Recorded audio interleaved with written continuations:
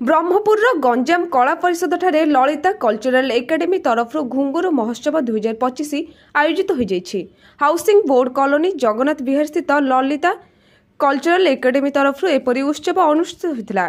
एकेडमीर प्रतिष्ठात्री भी चंद्रकला अध्यक्षतार आयोजित कार्यक्रम में नाट्यकार अनिल कुमार पात्र, पर्यटन भारतर संपादक नारायण महाकुड़, वरिष्ठ सांबादिक तथा गायक सुदीप कुमार साहू, समाजसेवा सेवी सुशांत सावत, आर्यन एकेडमीर परिचालिका मीना दास और श्रीनिवास प्रमुख अतिथि रूपे उपस्थित थिले।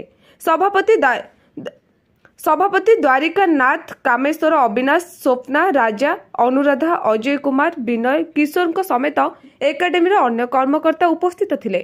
कार्तिक पाणिग्राही और सागरिका आचार्य संयोजन करथिले। एठारे ओडिसी, भारतनाट्यम, संबलपुर, सेमी क्लासिकल नृत्य प्रदर्शन करा जायतिला।